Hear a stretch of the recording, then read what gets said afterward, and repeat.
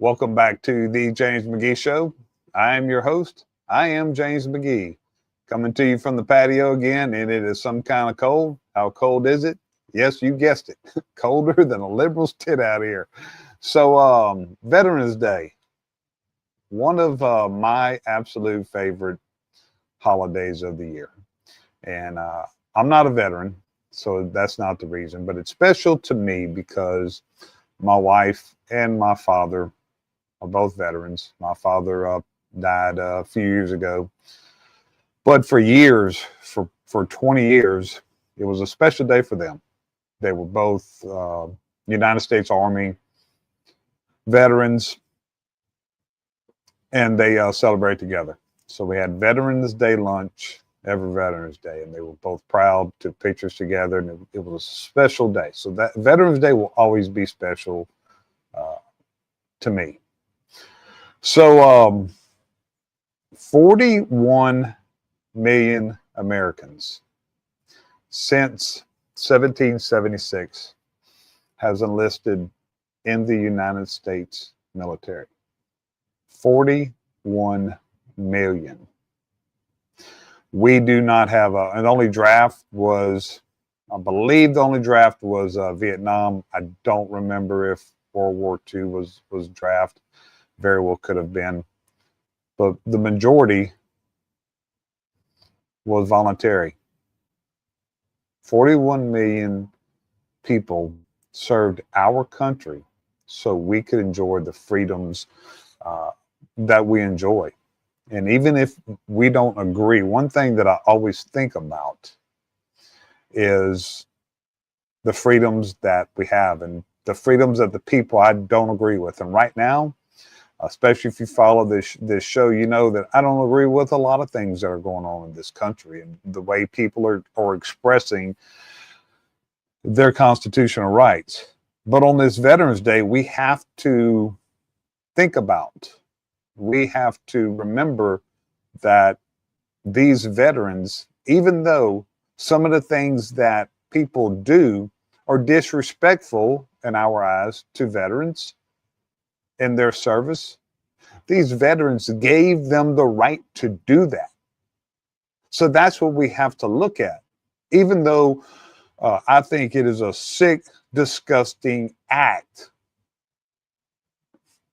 when someone burns the flag. It's a sick, disgusting act when someone kneels for our national anthem. But a veteran gave them the right to do that. And that's how special this country is and what we have to look at on Veterans Day.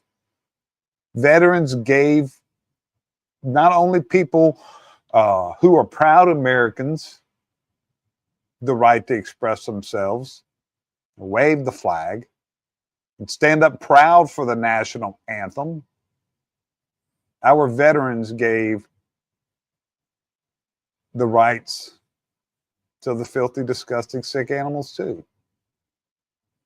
That's why this country is the absolute most precious country in the world. So what I want to do on this Veterans Day is tell the story of three veterans. And the story of the three veterans I'm going to tell is as diverse as any. So it's consistent with probably every story. Three different people, three different eras somewhat, three different stories of why they served. Let's start with my father. My father graduated high school in 1963. He wanted to be a chef. That was his dream. He entered a chef school in New Orleans. But in 1965, now he did very well. He had a scholarship after graduation to attend a chef school in Paris. But with the Vietnam War heating up, here came the draft. And he caught wind through a contact at the draft office that he was going to be drafted. So being a man, He didn't run. He didn't complain. He didn't hide. What he did was choose his own destiny. He said, if I'm going to have to go, I'm going to go my way. And instead of waiting for them to come to him, he went to them. And he enlisted. And he enlisted and became a combat medic. Served 2 years in Vietnam. So that changed his career path. He decided that medicine was his passion. Came out and entered nursing school, but he also met my mom. Started having kids. And when he had his fourth child, he realized that that was no longer an option. And he went to work, worked in a local industry and had a great career. That was, but it all started with his service. He was a proud Vietnam veteran, never told of one story. And as a combat medic in a violent war like Vietnam, you can imagine the stories that he had, never told one story. None of us ever pried. Kind of regret that. Maybe he wanted to tell the stories and we really never asked. So I have those regrets. So that's his story of how he became a veteran. My wife had a clear path of what she wanted to do. But what she wanted to do required college and didn't have the funds. But the United States Army Reserve provided those funds and provided that dream. So she enlisted in the United States Army Reserve. Served 6 years. That's most of the time, that's what you're enlisted for in the reserves. 6 years. She served her full 6 years. Got out as a sergeant. Used her GI Bill. Got a college education. And is still enjoying a very, very successful career in her chosen profession of law enforcement. My brother-in-law was a different story, but a story of probably a majority of young men that entered the military. Just didn't know what they wanted to do with life. Didn't have the direction, that didn't know. Wasn't a bad guy. Just didn't know and say, hey, let me go in the military as a young man and help mold into a man, into a successful man. And that's what he did. Little did he know, shortly after he would enlist, we would be attacked in 9/11. He served 9 years in the United States Army and served in Iraq. 3 different people, 3 different stories of how they served, and that is consistent with so many people who serve in our United States military. That's what our United States military, our veterans, are made up of. So I said at the beginning that I'm not a veteran. And I want to tell a story that I've maybe have told one time before. Went for years, never told this story of why I'm not a veteran. And it's a story that shows that you never know in life what is good or what is bad when it happens. It may seem really bad, and then it turns out to be really good. So when I was in high school in 1989, yes, I'm that old. Of course, we didn't have internet. We didn't have those things at our fingertips. I saw in a magazine the United States Coast Guard rescue swimmer program. I was pretty good swimmer. Seemed pretty adventurous. Wasn't a whole lot of them, and I like that. It was the elite of the Coast Guard. There wasn't a local recruiter here either for the Coast Guard. It wasn't real popular here.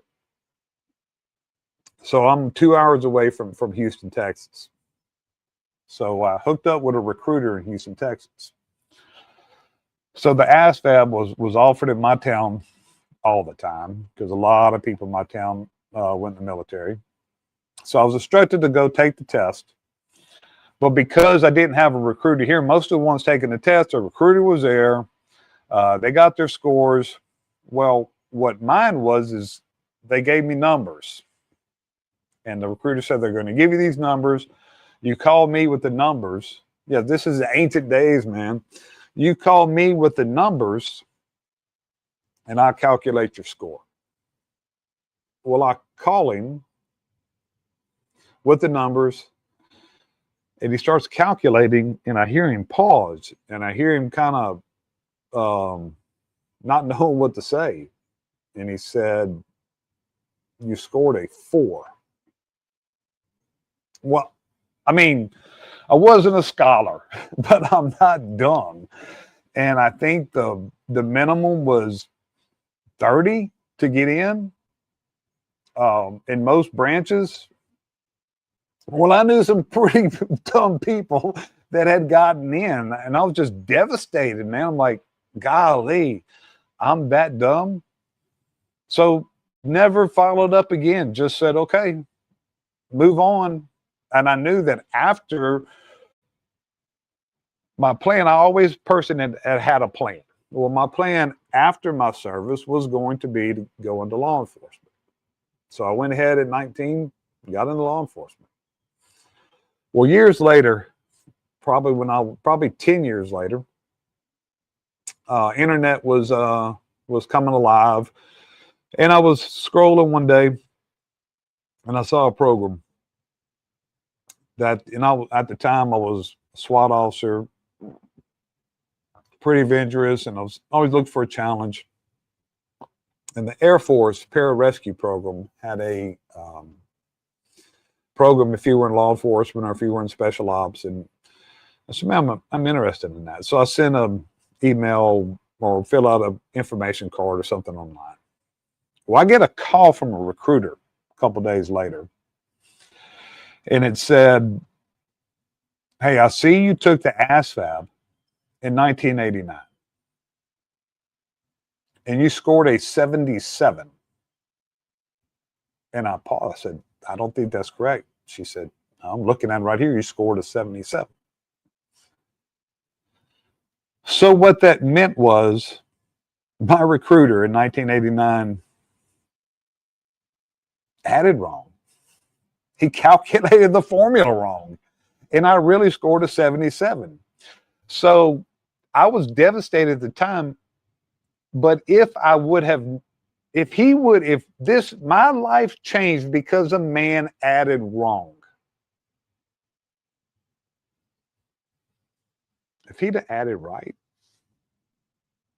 I wouldn't have the 2 kids that I have. I wouldn't have my wife. I wouldn't have had a long, successful career. I probably would have been okay, but it's totally different. So we don't know what's good or bad at the time that it happens. So what we have to do is take what comes, move forward, and never let anything get us down. So let's get back to Veterans Day.